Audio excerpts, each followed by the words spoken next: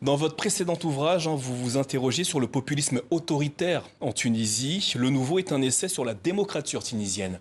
Y a-t-il une différence entre les deux? Non, c'est une suite logique. Donc nous avons une phase populiste, autoritaire. Là, l'autoritarisme est clair et net. Comme vous l'avez rappelé aussi, il y a eu une élection. A priori, il n'y a pas eu de bourrage d'urnes. Il y a eu plutôt on va dire, on a empêché les gens en amont. On a eu Non, et que certains opposants n'ont pas pu se quasiment, présenter. il n'y a eu que 3 personnes qui se sont présentées. Il y en a trois autres qui étaient autorisées à se présenter et elles ont été empêchées. La loi a été modifiée, etc. Mais il n'y a pas eu de bourrage d'urnes. C'est pour ça que je parle de démocrature. C'est-à-dire que les procédures démocratiques existent encore et des élections qui se tiennent. Libre et transparente, je ne dirais pas, compte tenu de tout ce qu'on a vu, de ce que vous rappeliez dans votre reportage, mais en tout cas, on est dans ces régimes hybrides qui sont très nombreux et avec des degrés différents, mais en tout cas, on va de plus en plus clairement vers du despotisme. Si on est d'accord avec le président, il n'y a pas de problème. Autrement, on est des ennemis de la nation, etc. Et on est emprisonné surtout. Alors justement, Kais Saied a été réélu en octobre dernier, 90% des voix, c'est-à-dire qu'une partie des Tunisiens adhèrent à la façon avec laquelle il dirige ce pays. À minima, il y a eu quasiment 2,5 millions de Tunisiens qui sont allés, encore une fois, sans entrave particulière, ils sont allés renouveler le mandat du président de la République. Ils représentent à peu près un Tunisien sur 4. Donc, si on se place du côté de l'opposition, on dit que c'est pas beaucoup. Effectivement, de fait, ce n'est pas beaucoup. C'est le pire score obtenu la pire participation à une présidentielle depuis les élections libres à partir de 2011. En revanche, on voit aussi que personne d'autre ne capitalise et n'arrive à obtenir ce score-là. C'est quand même un score assez important. Et ce qui fait que, voilà, on est il y a une partie de la population qui continue à voter pour lui. C'est essentiellement des jeunes actifs et des retraités. Des actifs, pardon, pas de jeunes actifs. Des actifs et des retraités. Très important aussi de rappeler le chiffre. 6% des 18-34 ans sont allés voter. Pas forcément pour lui, mais 6%.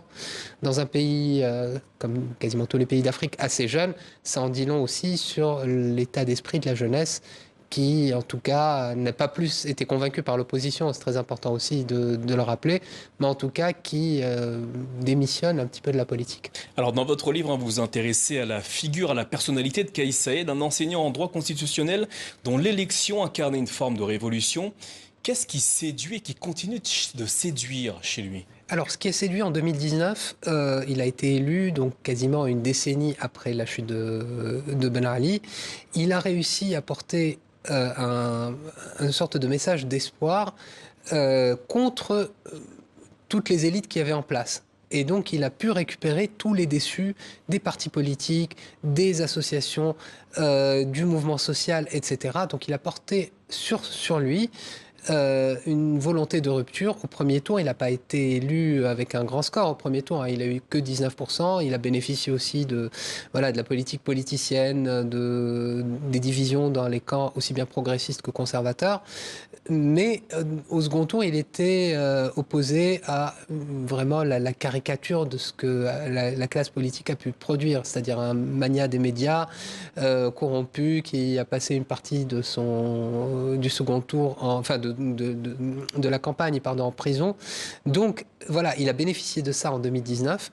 Là, c'est autre chose. Là, il incarne l'ordre parce que la décennie post-révolutionnaire a été vécue notamment par l'administration tunisienne, par les services, comme quelque chose de chaotique, comme quelque chose d'anarchique. Et là, tout en se réclamant de la révolution de 2011, il réinstaure une sorte d'ordre.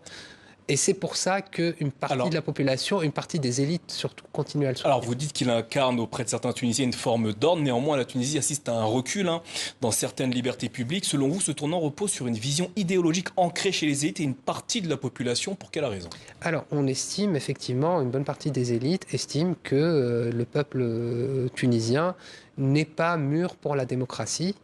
Et qu'il faudrait, que la démocratie serait forcément le synonyme je sais pas moi, d'une anarchie ou du chaos. Alors effectivement, la décennie post-révolutionnaire a apporté dans son sillage pas mal de turbulences. Il y a eu du terrorisme et de la corruption, etc.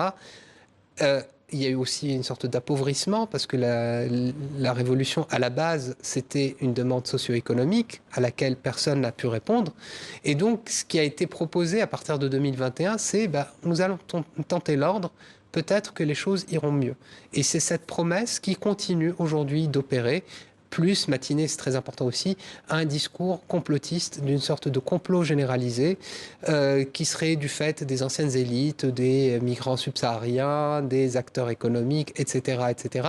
Et c'est un narratif qui, aujourd'hui, continue à être opérant auprès d'une partie de la population, y compris, vous avez parlé tout à l'heure du décret 54, c'était intéressant le passage que vous avez choisi, c'est-à-dire que les gens sont en prison pour soi-disant fake news, mais en réalité pour tout discours qui viendrait gêner un petit peu l'ordre établi et surtout le gouvernement et l'administration, mais le choix des mots est important, c'est-à-dire que même les fake news ne sont pas sanctionnées parce que fake news, elles sont sanctionnées parce que la personne qui les apporte, qui porte ce discours qualifié de fake news, à tort, encore une fois, serait dans un complot qui vise, comme vous l'avez indiqué, à déstabiliser le pays, etc. Donc on est toujours dans cette idée de complot. Alors enfin, en quelques mots, Atem Nafti, c'est d'ailleurs le chapitre qui conclut votre livre. Où va la Tunisie ? Alors, actuellement, il y a eu une élection qui a montré aussi qu'une partie de l'opposition a été empêchée de se présenter, ça c'est très important, mais que dans l'immédiat, on ne voit pas d'alternative. Et c'est pas propre à la Tunisie, c'est-à-dire qu'à partir du moment où n'émerge pas une vision alternative, cela permet à une partie de la population, en tout cas celle qui vote, celle qui se déplace pour voter, de se dire qu'il vaut mieux garder l'ordre actuel, s'attacher à l'ordre, continuer avec cet ordre-là, surtout que Kais Saied continue à être perçu comme quelqu'un d'intègre et d'une grande probité qui défend la Tunisie. Donc tant que ce discours se perpétuera et tant qu'il n'y aura pas d'alternative visible pour les Tunisiens, eh ben, malheureusement, c'est quelque chose qui a vocation à continuer à s'installer dans le temps. Merci Atem Nafti d'avoir répondu.